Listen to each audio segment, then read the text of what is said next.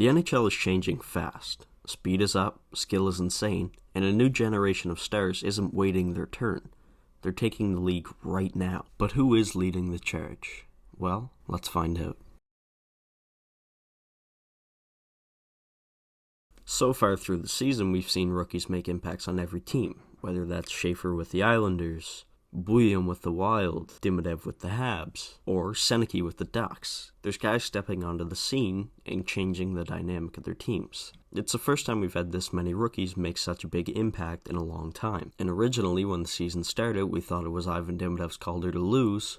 Now, it's anyone's to win. But through roughly 20 games this season for all these players, the race is tight. One big game and you're back in the race, but that being said, there are two players really taking it by the reins. Schaefer and Demidov are the odds-on favorites for the Calder thus far through this season. One thing that's really common with the Calder is the more opportunity you have, normally the higher up in the rankings you're going to be.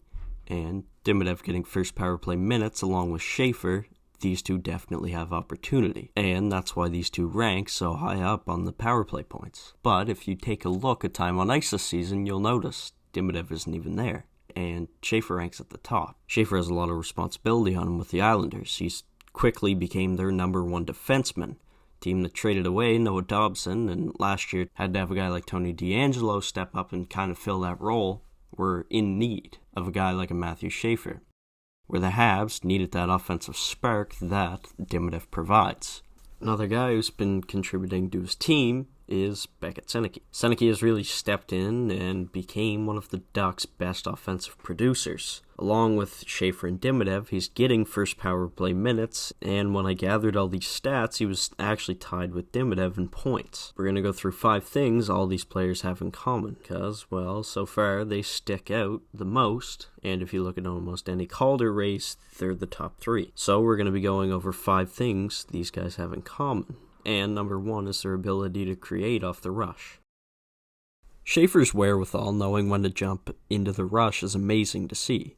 He reminds me of Elaine Hudson from last year. When he sees the play is transitioning, he's always one step ahead, and he seems to be able to get past defenders every time with ease. On this play here, you can see how when Barzal grabs a puck out of the corner, Schaefer is already ready to turn up ice. The forward sees Schaefer jumping in on the play and decides to peel back. While Barzal is carrying the puck up ice, Schaefer sees a defender coming across and decides to set a little screen to block the defender from getting to Barzal. Once the two defenders commit to Barzal, he has an easy outlet pass to Schaefer, which then turns into a 2-on-1. Not seeing much of a passing lane, Schaefer decides to shoot the puck, and for a guy who has 7 goals this season, why not? Even though he didn't score, it's a good play to show Schaefer's wherewithal to jump in on the play. For a rookie defenseman, you don't see a guy who can break down the play and analyze what's going on that quick. It's a skill that's born into most players, and it seems to be born into Schaefer. On the other hand, we have Demidov, a player who's so shifty most guys can't even dream of getting their hands on him. And on this play in Calgary shows just why he's so dominant. As he breaks into the zone, we see him open up his hips, and this gives him the option to either pass or drive the net. He chooses the second option. Once he makes up his mind, he starts to drive towards the net.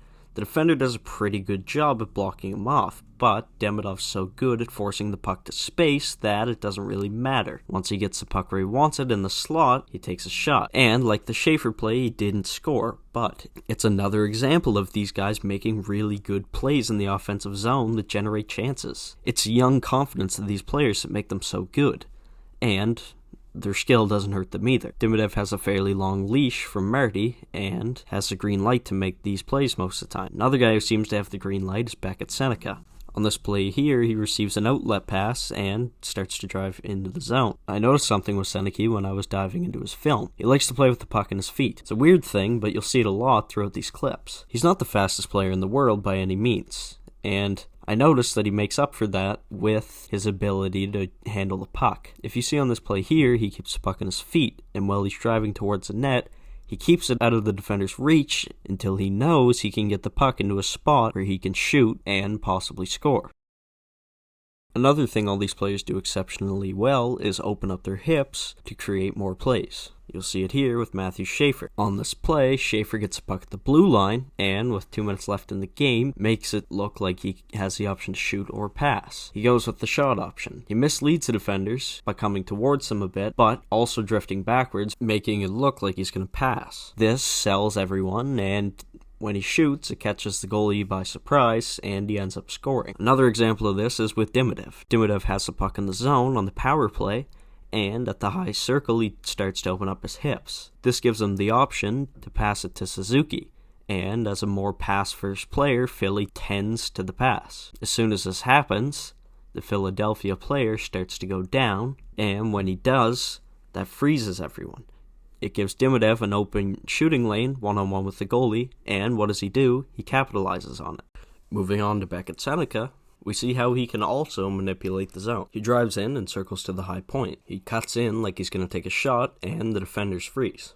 Then he works his way over to the top of the other circle, opening up a one-timer lane for the defenseman. Drawing 2 defenders out of the play, and the Ducks having traffic in front, Beckett Seneca sets up a pretty nice goal.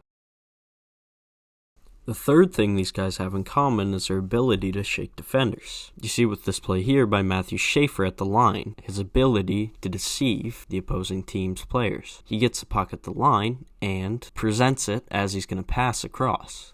The defender on Vegas on the penalty kill tries to steal this and get a break up ice and possibly a scoring chance. But with one quick shift, Schaefer not only gets rid of the defender, he creates an opportunity for his team, basically 5-on-3. And as he skates down into the zone, it gives him 4 different options. Now, I know what you're thinking. This looks like a shitty puzzle, but it's not just a shitty puzzle. See the guy down low we have as a tip option, or if Schaefer decides to shoot, he can bang home the rebound. And the other 2 options are passes. The first pass is just a safe play reset to Barzal, and the second pass is a force into the slot to try and get a one-timer off. It's a high-risk play, but possible high reward. And it seems to be a common thing with these clips, but once again, nobody scores. Here we have Ivan Demidov, and I noticed something about him as well. Watch when Demidov breaks into the zone.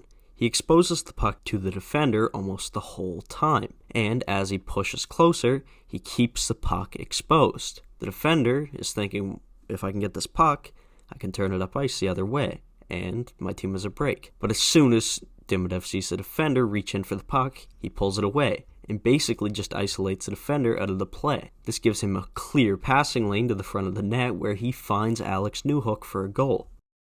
Now moving on to Seneca. I noticed with him, he doesn't really shake defenders with the puck on his stick. He tends to just use his good vision to slide into space and create scoring opportunities. You can see on this play here against Winnipeg.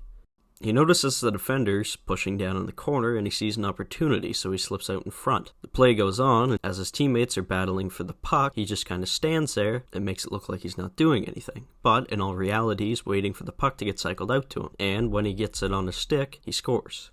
I found this really interesting because Schaefer and Demidov tend to have a more aggressive style to shake defenders, rushing towards them, playing mind games, and doing anything they can to get past, while Seneca is just more of a passive player and finds a way to slip into space. Moving on, we have the Three's ability to freeze defenders. Freezing defenders, although very similar to shaking defenders, is a completely different game. You see here on this play by Schaefer, the puck's down in the corner, and on a 6-on-5, the Islanders are looking for the tying goal. Outnumbered, Vegas is playing a little bit passively, and when the puck gets shifted to the point, Schaefer rushes towards the defenders. Both of them, instinctively, go down to block the shot, and this freezes them. It gives Barzal a wide-open 1T, and when Schaefer passes the puck over, he scores. It's something Schaefer can use in his game, because, his shot's so good that he is a real threat to shoot from the high circles. Defenders have to tend to that, they can't just neglect it. Now, moving on with Ivan Demidov, we see on this play here. Lane Hudson keeps the puck in at the line, and it's pushed over to Demidov. Demidov receives the puck in the circle, and shows that he's going to shoot the puck. The goalie's already down, and the Philly defender in front of the net is already going down, plus the other Philly defender's trying to reach in and get a stick on the puck. Demidov decides to throw the puck over to Suzuki. The goalie is already down for the shot, and there's 4 defenders who are now frozen, caught puck watching. Once the puck gets to Suzuki, The only defender who's really left in the play is the number 4 defender, and the goalie is scrambling to get back to position. So Suzuki just takes the puck and shoots it as soon as it hits a stick. And what happens? Play results in a goal. Moving on to Beckett Seneca, we see Anaheim on a power play rushing up ice. Seneca receives a puck on the boards, and when he crosses the line, he sees that he doesn't really have that many plays. Looks like he's going to have to drive to the corner and circle around behind the net to try and see if an opportunity opens up. But that being said, there is a man on the far side who's going to be open if he can thread the puck across. So what does he do? He decides to pass the puck out in front. Once he does that, that isolates the 3 defenders who are caught puck watching on him. And Olen Zellweger is wide open in front for a tap-in. It's a great play by Seneca to have that vision and be able to make that play. A lot of guys in the NHL can't do that. And with those quick little seam passes, it's a great way to catch defenders at a place and freeze them where they're at. The last and final skill I wanted to talk about is what these guys do with space. So, I gathered overtime clips for all 3 of them.